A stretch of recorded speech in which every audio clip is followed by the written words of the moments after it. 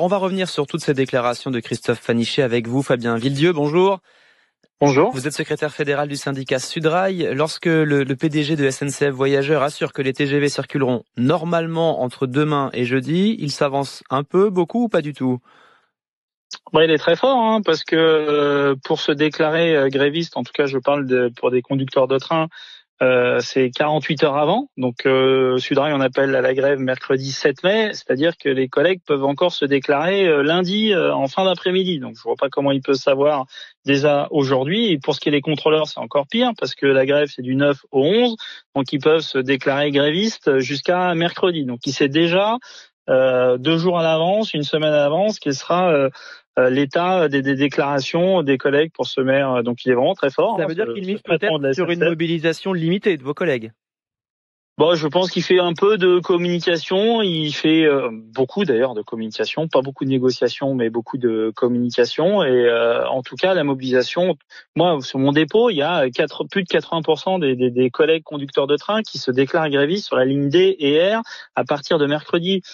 On a des retours avec des taux équivalents dans un certain nombre de lignes à Transilien, dans un certain nombre d'endroits au niveau des TER, des intercités. Je ne vois pas comment on peut dire il n'y a pas de problème, prenez vos trains, tout va bien se passer, alors qu'on sait déjà que localement, dans un certain nombre de dépôts, on a des taux de personnes qui s'annoncent grévistes au-delà des 80%. Comment vous l'interprétez alors, cette prise de parole? On a une boîte qui refuse de négocier, mais par contre qui aime bien faire du cheminot bashing, qui alimente les éléments de langage des journalistes en disant regardez 1300 € d'intéressement, regardez les pourcentages d'augmentation de salaire, enfin tous ces éléments qui effectivement sans un moindre élément d'explication, si en plus la plupart sont pas forcément vrais. Je vois par exemple sur l'augmentation des salaires. Il vous aura pas échappé que il ne dit jamais qu'il y a eu une augmentation générale des salaires de alors ça dépend, et des fois ils disent 17%, 19%. Voilà, il parle d'une augmentation moyenne. Voilà, mais vous savez, il faut toujours se méfier des moyennes parce que les moyennes, elles cachent des réalités qui sont bien différentes. C'est-à-dire que quand vous parlez de moyenne, c'est que beaucoup de collègues n'ont pas ces augmentations-là. C'est pour ça que l'on parle d'augmentation générale. Voilà un exemple parmi tant d'autres. De 2,2% au-dessus de l'inflation. Voilà, et l'augmentation générale, et je suis précis dans mes termes, c'est une augmentation de 1%. Voilà, l'augmentation moyenne sera peut-être de 2, mais ça veut dire que un certain nombre de collègues auront que eux 1% d'augmentation de salaire. Donc voilà, encore une fois, des éléments de langage qui sont donnés sans véritablement explication, qui donnent l'impression, et par ailleurs, quand bien même on aurait 2,2% d'augmentation moyenne de salaire. Enfin, dans une entreprise qui fait 1,6 milliard de bénéfices, qui est l'entreprise ferroviaire la plus rentable d'Europe, on peut se dire qu'on peut avoir un peu plus que 2,2% d'augmentation moyenne de salaire. Il y a aussi cette prime brute de 1300 € aux agents de SNCF Voyageurs. Ça, c'est un joli coup de pouce, non?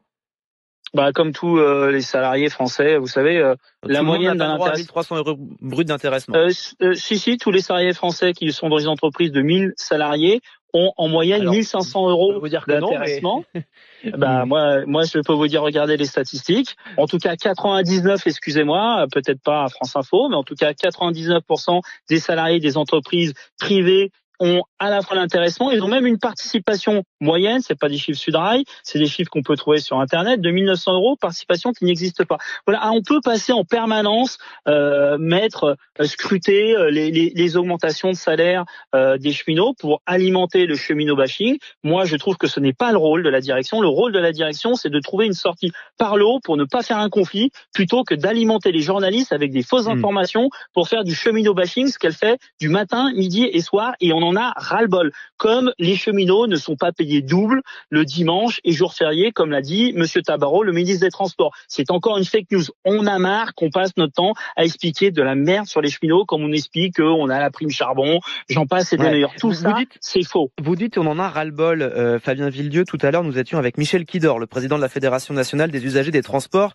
qui dit les usagers aussi en ont marre. Finalement, la grève s'annonce impopulaire. Elle n'est pas comprise par les usagers. On n'est pas en train de supprimer des postes. On parle d'augmentation, de réorganisation du travail. Vous entendez ça? Moi, ce que j'entends, c'est que les trains sont pleins. Voilà.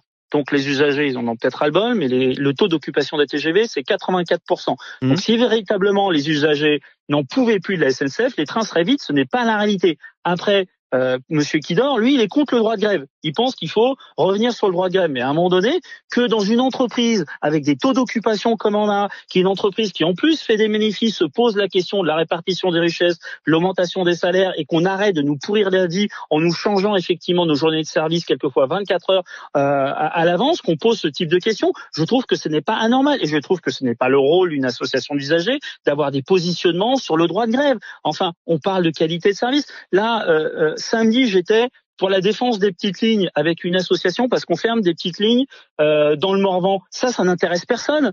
Ça devrait intéresser les associations d'usagers. Ils étaient où la SNOT pour défendre les petites lignes avec nous, des lignes ferroviaires qui sont des lignes vitales? On a eu l'occasion, en tout cas, nous, sur France Info, d'entendre ces associations d'usagers parce qu'on a pu évoquer le sujet. Je vous en remercie. Christophe Vaniché évoque justement, vous parlez de cheminot bashing. Lui, il évoque un SNCF bashing, la crainte de voir des clients se tourner vers la concurrence. Comment vous travaillez, vous, à préserver l'entreprise?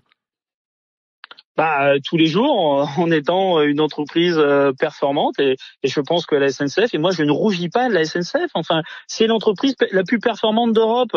Enfin, prenons le train à droite et à gauche et on sera bien. Dans quel pays vous pouvez vous permettre de vivre à 300 km de votre lieu de travail? Eh ben, il y a un pays, ça s'appelle la France. Grâce au TGV, vous pouvez vivre au Mans et travailler à Paris. Vous pouvez vivre à Reims et travailler à Paris. Enfin, je suis fier de la SNCF, il n'y a pas de problème là-dessus. Mais on peut être fier de la SNCF, on peut être fier du service public et pour autant, de temps en temps, avoir des revendications salariales et ne pas accepter qu'on nous change nos horaires de travail 24 heures en avant. Voilà, ce n'est pas contradictoire. Merci Fabien Villedieu, secrétaire fédéral du syndicat Sudrail, pour